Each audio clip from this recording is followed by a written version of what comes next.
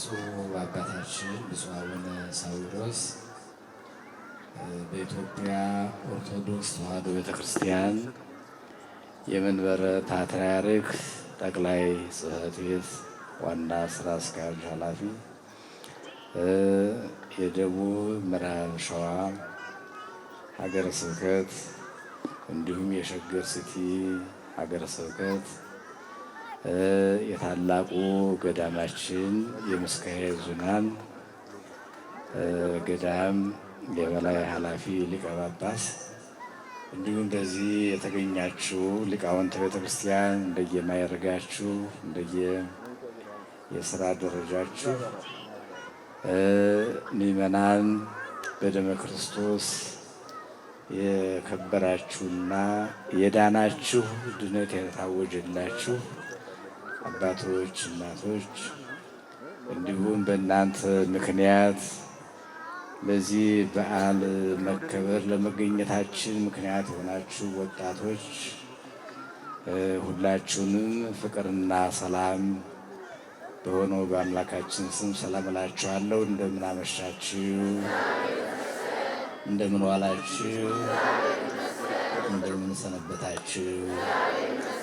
አሜን የሆነው ጌታ ሕይወታችን ጠብቆ ጤንነታችን ሰጥቶ እንደዚህ ባለ ሁኔታ ተሰባስበን ተገኝተን ስሙን እንድንጠራ፣ እንድናመሰግነው፣ እንድንዘምር፣ እንድንጸልይ ያነሳሳን ያሰባሰበን የፈቀደልን ጌታ ስሙ የተመሰገነ ይሁን።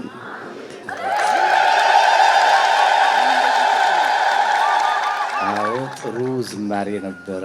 እንግዲህ የወጣቶች የመጀመሪያ ስራቸው መዝሙር ነው። ከዝማሬ እየተነሳ ነው እንግዲህ የአንደበታችን መፍቻ ወደ እግዚአብሔር የምንቀርብበት የመጀመሪያው መገናኛ መዝሙር ነው። ማፈደቂ ወሕፃናት አስተዳሎከ ስብሐተ ይላል። ከሕፃናት አንደበት ላይ ምስጋናን አዘጋጀህ ነው። ዳዊት የዘመረው የጸለየልን ያስተዋወቀን ይህ ነው እና የአጋንንትን ክፋት ታፈርስ ዘንድ ታስወግድ ዘንድ ምስጋናን ዝማሬን በሕፃናት አንደበት ላይ አዘጋጀህ የሚል ቃል በመዝሙር 8 ላይ ተጽፎ እናገኛለን። እና በጥቅሉ ይሄ መዝሙር ወይም ምስጋና ብዙ መንገድ ነው ያለው።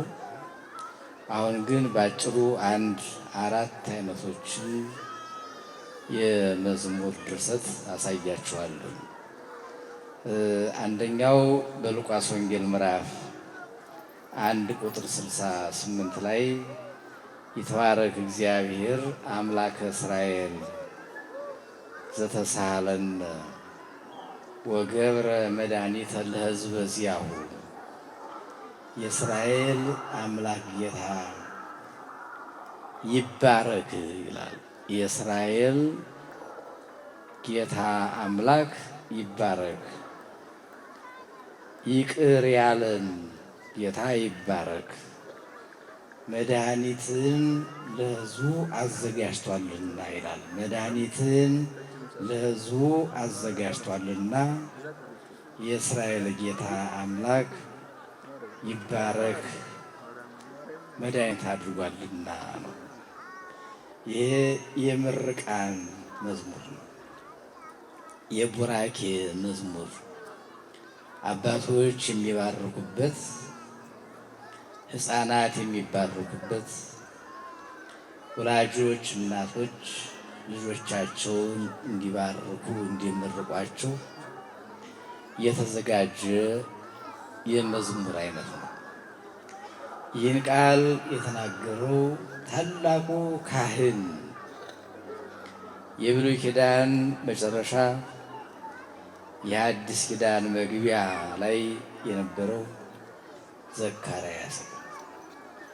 ዘካርያስ ከቅድስናው የተነሳ ከባለቤቱ ከኤልሳቤጥ ጋራ ጻድቃን ነበሩ ብሎ ጸሐፊው መስክሮላቸዋል። ጻድቃን ነበሩ፣ ቅዱሳን ነበሩ፣ ሌትም ቀንም ከመቅደሱ የማይለዩ የመቅደሱን አገልግሎት ዘካርያስ መስዋዕት በማቅረብ ዕጣን በማቅረብ ኤልሳቤጥ ደግሞ እንደዚሁ መጋረጃውን በማዘጋጀት በተለያየ መልኩ ቤተ መቅደሱን የሚያገለግሉ ሰዎች ናቸው።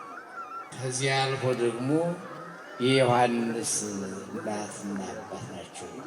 የመንገድ ጠራጊው ዛሬ ሕፃናት ወጣቶችን የሚወክለው መጥምቁ ዮሐንስ ነው።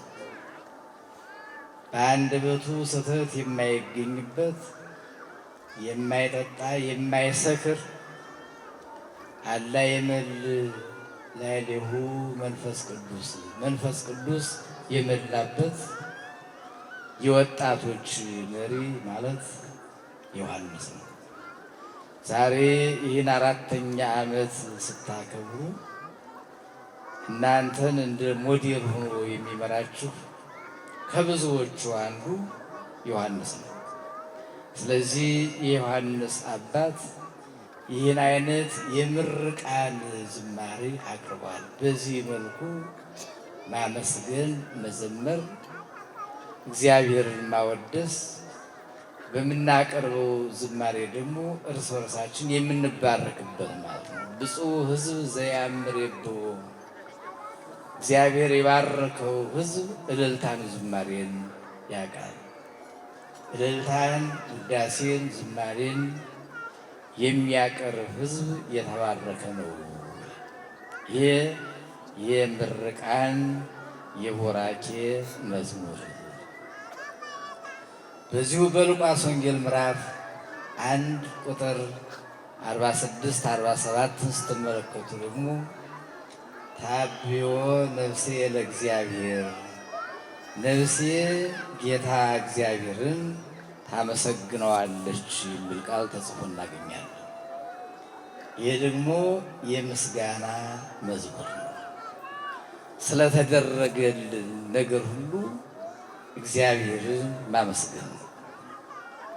ጤንነታችን ሰጥቶ ሕይወታችን ጠብቆ አሁን እንደዚህ ባለ ሁኔታ ተሰባስበን ጌታ እግዚአብሔርን ስናመሰግን ለዚህ ለምስጋና ያበቃህን ጌታ አንተን እናመሰግናለን ብሎ ምስጋና ማቅረብ ይህ እመቤታችን ቅድስት ድንግል ማርያም የተጠቀመችበት ቃል ነው። ነፍሴ ጌታ እግዚአብሔርን ታከብረዋለች፣ መንፈሴም በአምላኬ በመድኃኒቴ ሐሴት ታደርጋለች። ነፍሳችን ሐሴት የምታደርግ ጣራ ነክ የሆነ ደስታ የምታገኘው ከእግዚአብሔር ብቻ ነው። ስለዚህ ስለተደረገልን ነገር ሁሉ የምናቀርበው የመዝሙር አይነት መጀመሪያ የምርቃኔ ቡራኬ፣ ሁለተኛው ደግሞ የምስጋና መዝሙር። አመስጋኝ መሆን አስፈላጊ ነው። ዝም ብሎ ለማኝ ብቻ ሳይሆን አመስጋኝ መሆን። ብዙ ጊዜ እኛ የጸሎትን መንገድ የመዝሙርን መንገድ የምናውቀው በመለመን ብቻ ነው። ይህን አድርግልኝ፣ ይህን አምጣ፣ ይህን አምጣ ግን አይደለም። በምስጋና ነው የሚጀመረው፣ በምርቃን ነው የሚጀመረው። ይህ ሁለተኛው መንገድ ነው። ሶስተኛው መንገድ ደግሞ በዚሁ በሉቃስ ወንጌል ምዕራፍ 2 ቁጥር 11 አካባቢ ስትመለከቱ ከ8 ጀምሮ ነው የምታዩትኝ። ስብሐት ለእግዚአብሔር በሰማያት ወሰላም በምድር ስምረቱ ለሰብእ፣ በሰማያት ክብር ይሁን ይላል። ይሄ ደግሞ ዘግሎሪ የቅድስና የክብር መዝሙር ነው። ቅድስና በሰማያት ይሁን፣ በምድርም ደግሞ ክብር ቅድስና ይምላ። የሰው ልጆች ፈቃድ በክብር በቅድስና ይገለጥ። ይህ የክብር ምስጋና መዝሙር እግዚአብሔርን የመቀደስ እግዚአብሔርን የማክበር መዝሙር። በመዝሙር 32 ላይ ይህ ቃል ተጽፎ እናገኛለን። የእግዚአብሔር ምስጋና ምድርን ሁሉ መላ። የእግዚአብሔር ሳህሉ ለእግዚአብሔር መላ ምድር፣ የእግዚአብሔር ይቅርታ የእግዚአብሔር ክብር ምድርን ሁሉ መላት ይላል። ስለዚህ እኛ ሰዎች ስንባል በእግዚአብሔር ክብር በእግዚአብሔር ይቅርታ የተሸፈን ያጌጥን የተዋብን ነን ማለት ነው። ይህ ሶስተኛው የዝማሬ አይነት ነው።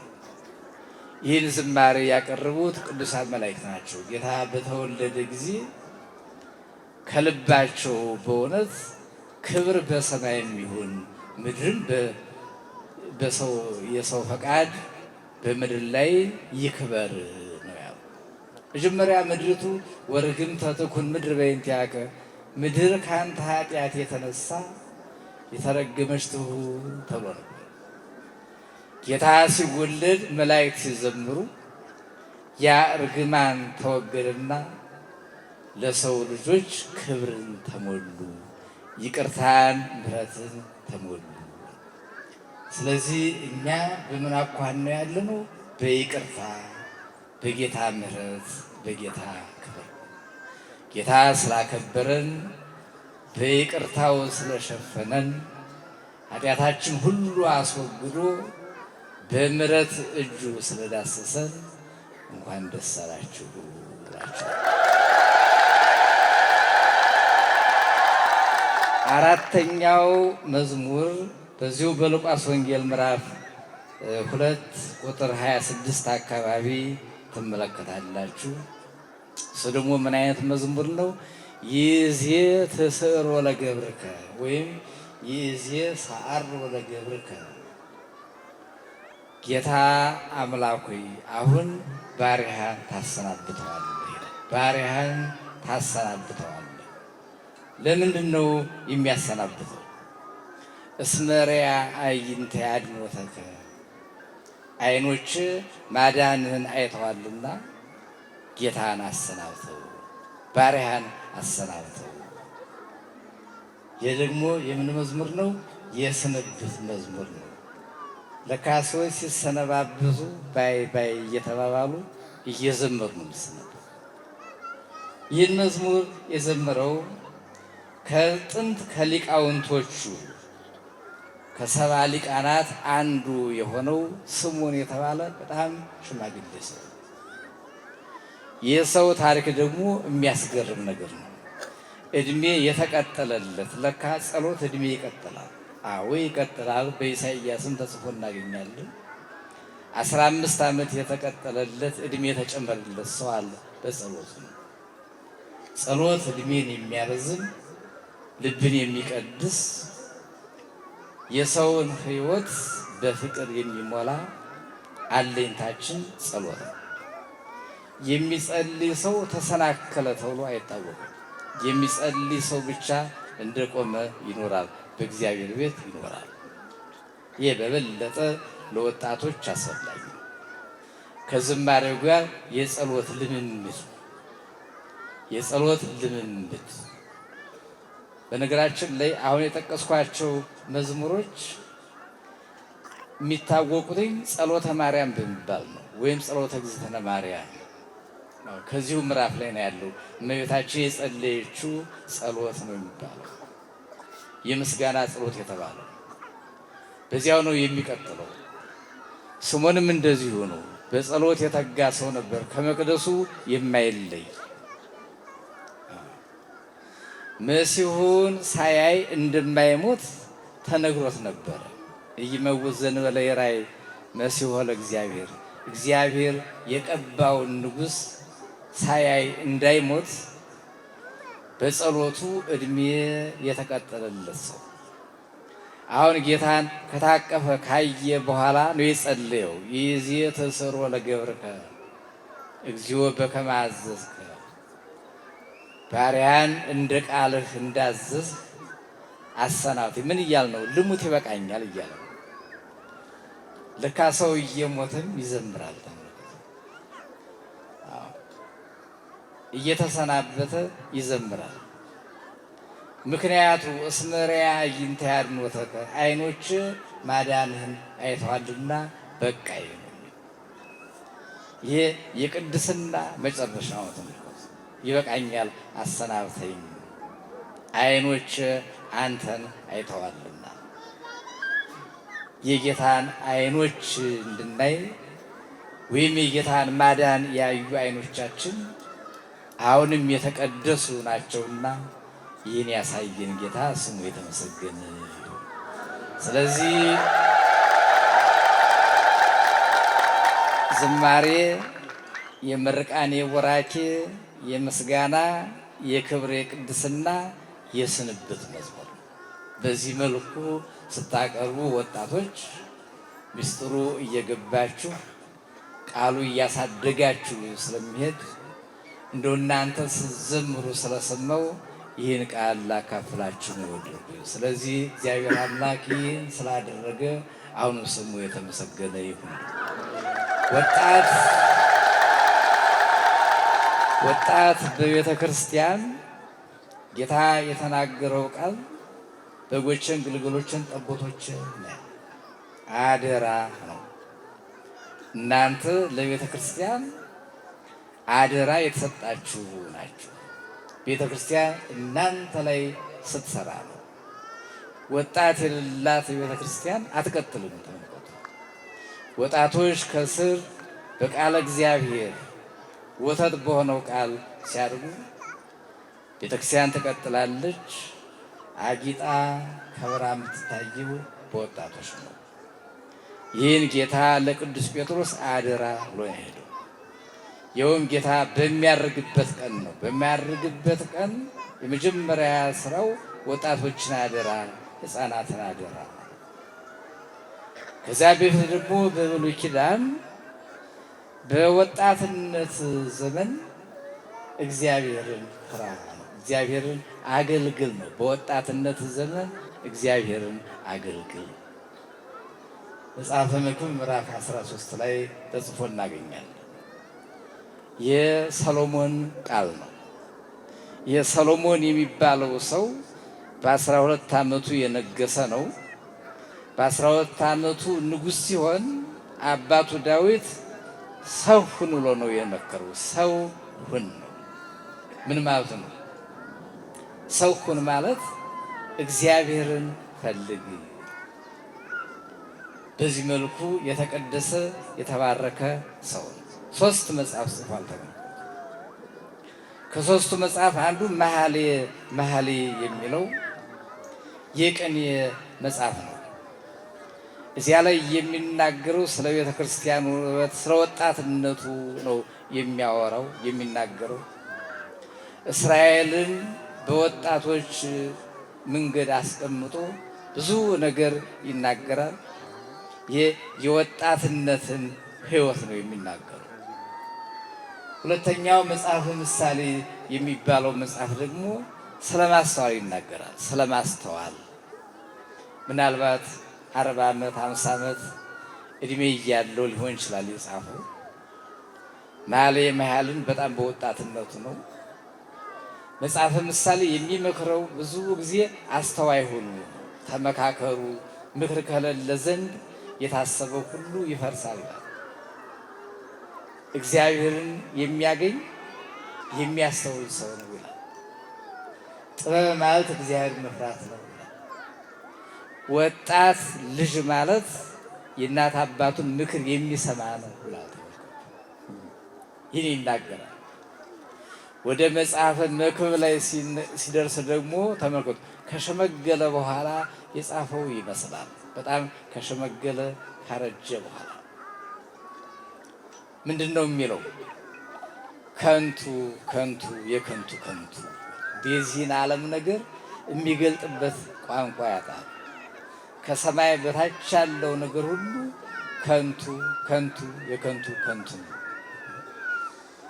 ይህን ካለ በኋላ የተወሰኑ ምክሮች ይሰጥና መጨረሻ ላይ የሰው ሁለንተናው እንዲህ ነው። ታዲያ ምን ሰው ዝም ብሎ እግዚአብሔርን ይፍራ ይላል። መጨረሻ ቁጥር ላይ የሰው ሁለንተናው ፍጻሜው ይሄ ነውና እግዚአብሔርን ያክብር፣ እግዚአብሔርን ይፍራ። እንግዲህ ይህንን ሌላ ተራ ሰው ቢናገረው ኑሮ ይህን ያህል ሴንስ አይሰጥም። እንኳን ሰሎሞን ተናገረ። ሰሎሞን ማለት ከእውቀት እውቀት ከአስተዳደር ስልት የተዋጣለት አስተዳዳሪ፣ የተዋጣለት ዳኛ፣ ፍርድ አዋቂ፣ ስለ ከዋክብት ስለ ሰማይ በጣም የተመራመረ ስለ እጽዋት ሳይቀር ብዙ ነገር ያወቀ ሰው። ከሀብት ብትሉ ሀብት፣ ከስልጣን ብትሉ ስልጣን የተዋጣለት ታላቁን እስራኤልን የሚመራ የሰላም ንጉሥ፣ አንድ ቀን ጥይት ሳይጮህበት በሰላም እስራኤልን የመራ ሰው። ግን ሁሉ ከንቱ ነው። ሁሉ ከንቱ የከንቱ ከንቱ የሰው ሁኔታው ሁለንተናው ይሄ ነው። ስለዚህ ሰው እግዚአብሔርን ብቻ ይፍራ፣ እግዚአብሔርን ያገልግል። ለምን? በኋላ ይገለጣል አለ። መጨረሻ ላይ ይገለጣል። ክፉም ከሰራ ክፉ ስራ ይገለጣል። መልካም ስራ ከሰራም ያ መልካም ስራ ይገለጣልና ሁሉም በእግዚአብሔር እጅ ነው። እግዚአብሔርን ያክብር። ተመልክቱ፣ ይህን ቃል ስለተናገረ ሁላችሁ በዚህ ቦታ ላይ በአሁኑ ሰዓት ራሱ እግዚአብሔርን ፈልጋችሁ እግዚአብሔርን አክብራችሁ ይችን ሰዓት መስዋዕት አድርጋችሁ ለምስጋና ለጸሎት የተሰበሰባችሁ የተዘጋጃችሁ ሁሉ ሁለንተናችሁ በእግዚአብሔር እጅ ነውና መልካሙ ስራችሁ በእግዚአብሔር ዘንድ እንዲገለጥ እግዚአብሔር ይፍቀድልን። ወጣትና ቤተ ክርስቲያን እንዳልኩት ነው። ወጣት ከሌለ ቤተ ክርስቲያን የለችም። አጠቃላይ በአሁን በዘመናችን ቤተ ክርስቲያን አስውበዋት የሚታዩ ወጣቶች ናቸው። ይሄ እንዲገልጽላችሁ በእግዚአብሔር ቃል ማደግ የሁሉ ሰውን ለመድረስ ነው፣ ሰውን ለመለወጥ ነው። ከመጥፎ ስራ ወደ መልካም ስራ፣ ከባዕድ አምልኮ ወደ አምልኮተ እግዚአብሔር ህዝብ እንዲለወጥ። ህዝብን ለመለወጥ ደግሞ እንዳልኳችሁ መጀመሪያ ስራ የሚጀመረው የት ነው? ከራሳችን ነው። እኛ ስንለወጥ፣ ወጣቶች ሲለወጡ፣ አማኞች ሲለወጡ ያልተለወጠውን ሰው ለመለወጥ ኢትስ ቬሪ ኢዚ። ዓለምን ልትለውጥ ከፈለግ ምንድን ነው? ስታርት ዊዝ ዮርሰልፍ። ከራስ ጀምር፣ ከልብ ጀምር። የእኛ ትምህርትም ይሄ አትስረቅ ብለህ የምታስተምር ትሰርቃለህን? መጥፎ ስራ አትስሩ ብለህ የምታስተምር አንተ መጥፎ ትሰራለህን? ተጠንቀቅ ነው እንዴ ጳውሎስ የሚናገረው። መጀመሪያ ራስ ነው። ስለዚህ ወጣቶች ካህናትን ጭምር ሊቃውንት ሁሉ ራሱን ከለወጠ ካሳደገ ሌላውን ለመመለስ በጣም ቀላል ስለሚሆን ይህንን የጀመራችሁትን የወጣትነት ትምህርት በዚሁ ቀጥሉበት፣ ግፉበት። በዚሁ ቀጥሉበት፣ ግፉበት። እግዚአብሔር ደግሞ ያግዛችኋል። ከዚያ አንድ የተለወጠ ሰው ካለ የዳነ ሰው ካለ ሌላውን ለማዳን በጣም ቀላል። ግን እኛ ሳንድን እኛ ሳንለወጥ እንዲሁ ብንለፈልፍ ብናገር ከንቱ ስለሚሆንብን ይህን ከልባችን ሁላችንም፣ እኔም ከልቤ ነው የምናገረው፣ ሁላችሁም ከልባችሁ አስባችሁበት በእግዚአብሔር ቃል በግንዛቤ በመልካም ምግባር በመልካም ስርዓት ራሳችሁን አሳድጉ ብላለው። በተረፈ እንግዲህ ቦታውን ያክፍልን። መልካም ስራ ነው ያየነው። ብፁዕ አባታችን ቦት እንኳን ደስ አለዎት ነው የምለው። ያው እንደተነገረው ነው መቼም ለሰውም ገዳለው ገዳም አባት ናቸው። ሁሉ ነገር ጥሩ እየተከናወነ ነው። የብፁዕ አባታችን ያው እንደተናገሩት በዚያ በሰሜን ምድርም ጥሩ ስራ ነው ሰርተን ዛሬ ሌላ የለም። ሰው ህዝባችን የሚፈልገው አሁን ፍቅር፣ ሰላም ነው። ክርስትና የሚተረጉመው ደግሞ በፍቅር በሰላም ነው። ትርጉሙ እሱ። ፍቅር ከሌለ ሰላም ከሌለ ብንጮህ ዋጋ እና የፍቅር ስራ ነው ያሳለፍነው በሰሜኑ ሀገር በዚህ በሊቃውንቱ ሀገር በጣም ሊቃውንቱ ተደስተው ነው የሸኙን ያስተናገዱን። እዚህም እንደዚሁ በተመሳሳይ ነው። ሸገር ስትላይ እንደዚሁ ነው። አዲስ ሁሉም እና ይሄ ነገር በዚህ ይቀጥላልና ለዚህ መልካም ስራ እግዚአብሔር ስለፈቀደለት ብፁዕ አባታችን እንኳን ደስ አለው ስላለው ቦታውንም ያክብርልን። እዚያ ያየነው ጸበልም የሚፈውስ የሚያድን አድርግልን። ይህን ቤተክርስቲያን በሰላም ተጨርሶ እንዲመረቅ ፈቃድ ይሁንልን። ሁላችሁን ይባርካችሁ። አስጀምሮ ያስጨረሰን ጌታ ስሙ የተመሰገነ ይሁንልን። እግዚአብሔር ይስጥልን።